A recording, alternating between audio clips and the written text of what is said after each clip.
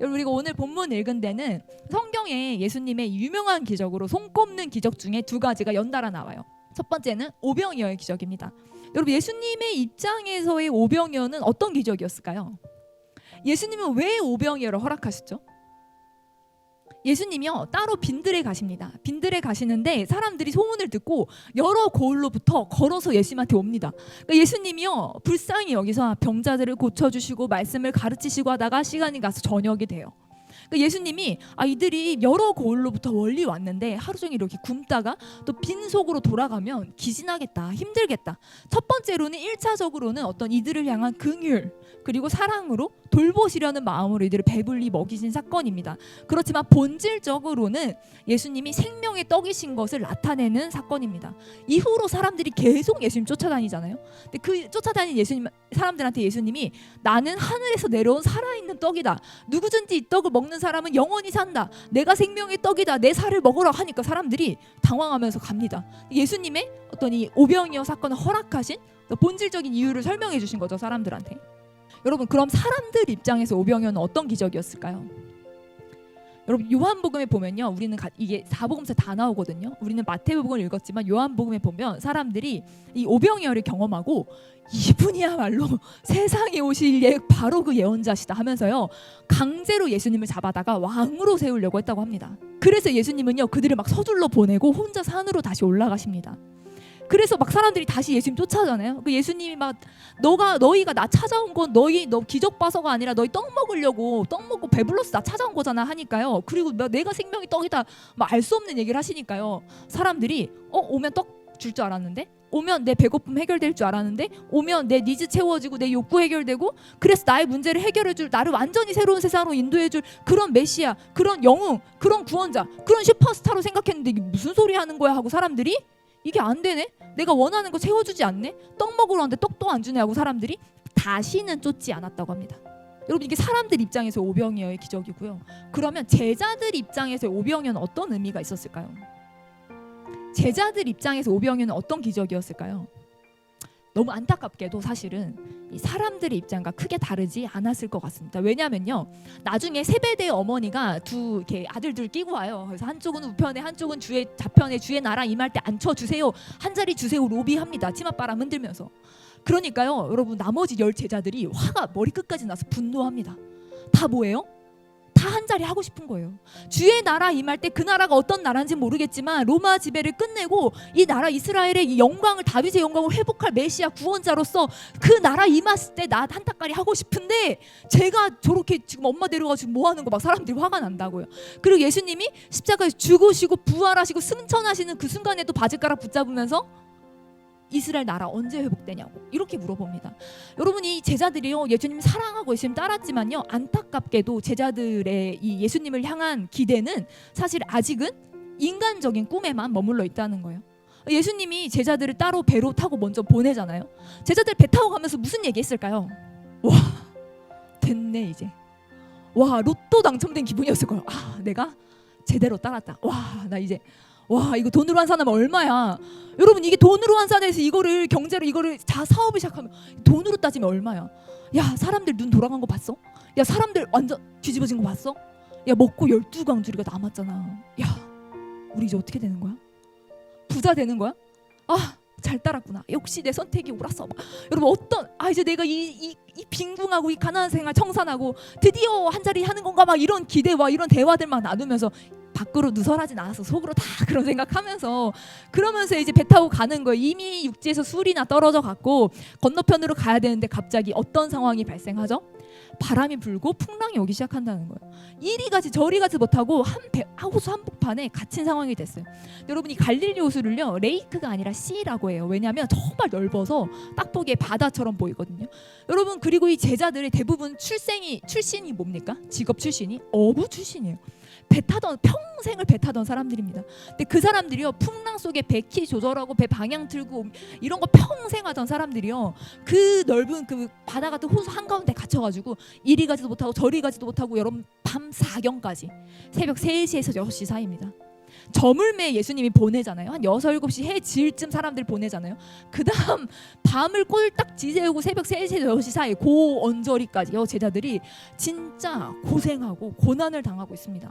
예수님이 제자들 배 타고 보냈는데 예수님 따라가는 길에도 폭풍운이 있다는 거예요. 고난을 만난다는 거죠. 예기치 못한 어려움을 만난다는 거예요. 사람들은 조롱하고 비난합니다. 야, 너 교회 잘 다니더만. 아, 너 하나님 잘 믿는다 했잖아. 너 네가 말한 그 예수한테 기도해. 너 교회 헌금하지 말고 돈 모았어야지. 그 돈을 지금 이럴 때 썼어야지. 많은 사람들이 우리가 예수 믿는 여정 가운데 고난을 당하고 어려움을 당할 때 조롱하고 비난할 수 있습니다. 근데 여러분 생각해 보세요. 제자들은 왜 폭풍우를 만났습니까? 예수는 왜 그렇게 제자들을 급히 보내셨습니까? 그리고 여러분 이미 그들은요 체력을 다 빼고 넘어갔어요. 왜요? 5,000명 넘는 사람들 식사 배달 누가 했어요? 제자들이 했어요. 와, 몇만 보를 걸었을까 그날. 음식 예수님이 제자들에게 주니 제자들이 나눴거든요. 그 정말 수없이 그 수많은 사람들을 먹이고 그거 남은 거 다 모아오라 그래서 광주리까지 싹 들리고 모아왔어요. 이미 체력을 하루 종일 다 빼고 밖에서 너무 힘들게 그렇게 시작했는데 왜 그 해 저물 즈음부터 밤 사경까지 그 오랜 시간을 그 바다에서 그 풍랑에서 그 고난 가운데 있도록 예수님 왜 내버려 두시냐는 거예요. 오병이어 경험하고 와 됐구나 싶었던 제자들이요 그 풍랑 가운데요 막 내 한 자리 왼자리 오른자리 막 야망과 욕망이 이게 꿈틀꿈틀 거렸을 그들 안에 잘못하면 걸핏 잘못하면 심겨질 수 있었던 욕망과 야망들 그 자기 피로를 채우시는 분으로 이 무리들과 동일하게 반응할 수 있었던 그 예수님에 대한 예수님이 이용하려고 하는 그런 마음들 여러분 그런 마음들이 그 풍랑 가운데 완전히 빠지는 시간이었을 거예요. 여러분 예수님이 그들을 풍랑 가운데 방치하신 시간이 아니라 아이러니하게도 그 시간은 예수님이 그들을 보호하시는 시간이었다는 거죠. 여러분 우리가 인생의 파도를 만납니다. 풍랑을 만납니다. 근데 예수님은요 우리를 고생시키려는 의도를 가지신 분이 아닙니다. 그걸 믿어야 돼요. 여러분 인간이면요 어쩔 수 없이 교만과 죄와 욕망이 찾아와요. 근데 그 가운데서 우리를 겸손하게 하시려고 우리를 겸허하게 하시려고 오직 예수님만 붙드는 자로 우리를 보호하시는 시간들로 때로는 그런 풍랑과 그런 고난들을 허락하신다는 거예요. 그리고 우리를 그 파도에서 죽게 내버려 두시지 않습니다. 고생시키는 게 목적이 아니니까요. 그리고 예수님이 오십니다. 예수님이 오시는데요. 여러분 예수님이 사전에 제자들한테 야 내가 물 위를 걸을 줄 알아라고 얘기했으면 얼마나 좋았을까. 근데 여러분 제자들은 예수님이 물 위를 걸을 수 있는 사람이란 걸 몰랐어요. 모르는 상태에서 갑자기 바다에서 그 고생 그 뱃사람들이 그 고생이 파도와 풍랑 속에서 이게 이도 안 되고 저도 안 되고 막 물 뒤집어 쓰고 고생하고 있는데 물 위에서 휘어물고 게 걸어오니까 당연히 유령이다 귀신이다 난리가 났죠. 여러분 제자들이요 소리 지르고 무서워하니까 예수님이 즉시 말씀하시길 뭐라 하시죠? 나다 안심하라 두려워하지 말아라. 여러분 폭풍 소리를 들어보신 적 있으세요? 폭풍 한가운데 있으면요 서로 목소리가 잘 안 들립니다. 예수님이요 막 이러고 있는 제자들에게 안심하라 나니 두려워하지 말라라는 메시지를 전달하시려면 예수님은 굉장히 크게 말씀하셨어야 했을 거예요. 안심하니 나니 아니라 안심하라 나니 엄청 크게 메시지를 전달하셔야만 소리 지르고 있는 제자들 귀에 조금 들립니다. 여러분 우리가 엄청 힘들고 어려운 순간에 우리가 아주 희미하게나마 예수님의 음성을 들을 수 있다면 그건 사실 예수님이 엄청 크게 말씀하고 계신 걸 거예요. 근데 우리 주변의 소리가 너무 커서 그리고 내가 지르는 소리가 너무 커서 희미하게밖에 못 들리는 거지만 사실 예수님 우리한테 엄청 크게 예수님 음성을 전달하고 계신 걸 수 있습니다. 여러분 제자 중에 베드로가요 성격이 유독 다혈질이고 또 적극적인 사람이었다고 얘기하잖아요. 예수님이 맞으시면 저를 물 위로 오라 하소서라고 합니다. 예수님이 오라 하시니까 베드로가 배에서 내려서 예수님께 걸어갑니다. 여러분 어떻게 물 위를 걸을 생각을 했을까 베드로가? 여러분 배에서 다리를 어떻게 내렸을까요? 이렇게 한번 생각해 보세요. 맞나요 예수님 갈까요 말까요 내려갈까요 이런 식으로 내려갔을까요?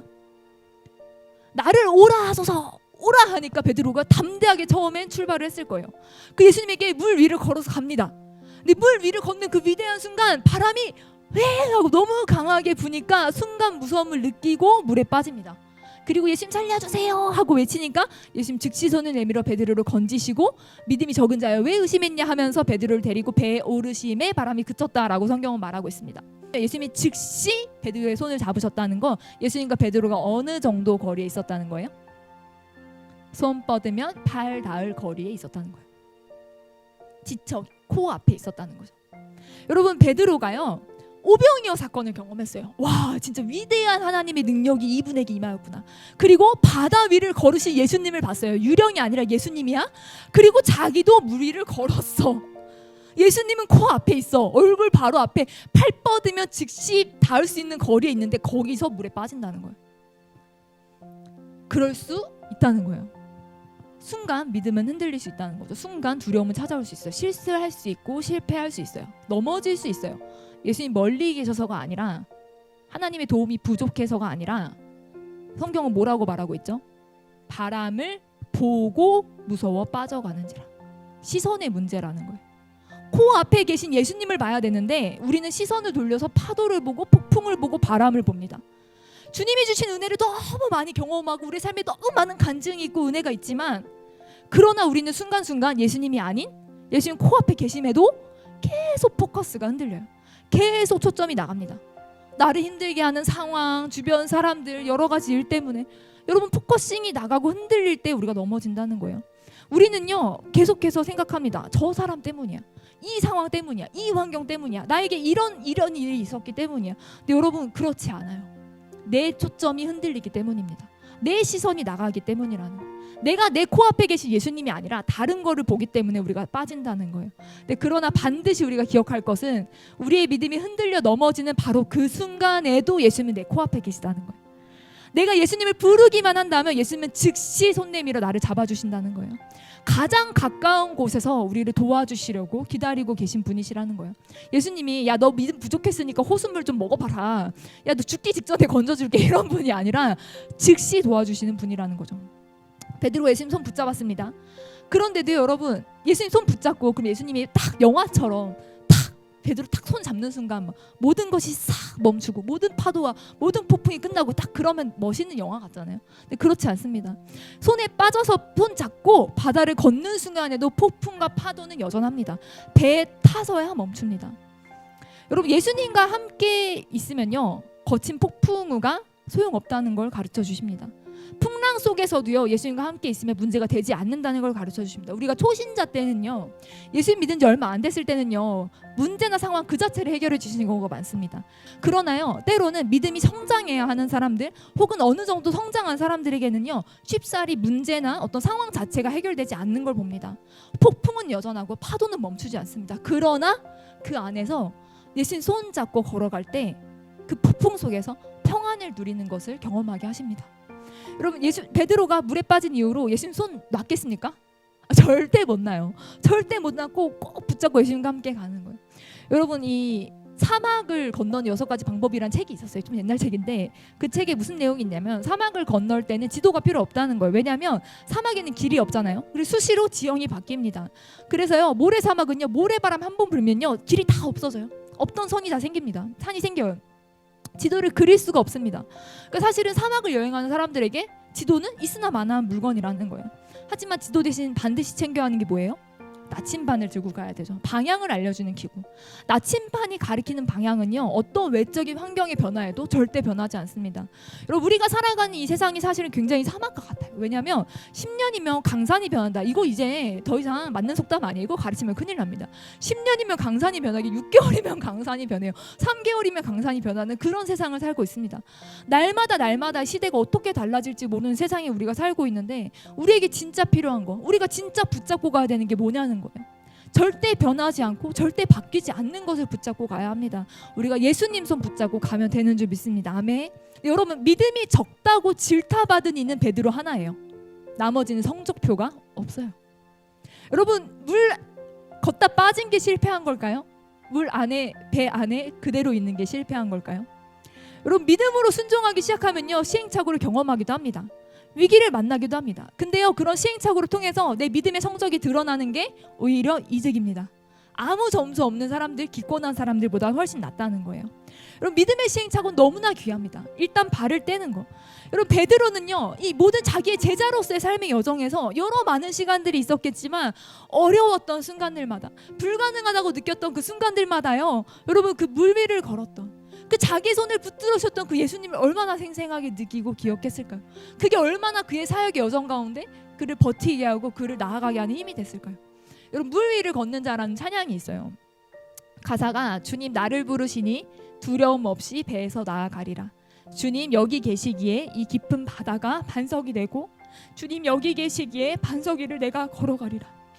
여러분 삶 가운데 어려운 시간이 있다면 다시 시선을 예수님께 고정할 때인 줄 믿습니다. 아멘. 예수님은 우리 바로 지척에 우리 손 뻗으면 닿을 거리에 계십니다. 그분은요 우리의 손을 꼭 붙들어 주기 원하십니다. 여러분 우리가 예수님을 꼭 붙잡고 갈 때 우리가 모든 문제를 뛰어넘는 진실로 하나님의 아들이신 분을 경배하게 될 것입니다. 아멘. 우리 제가 좀 함께 기도했으면 좋겠습니다.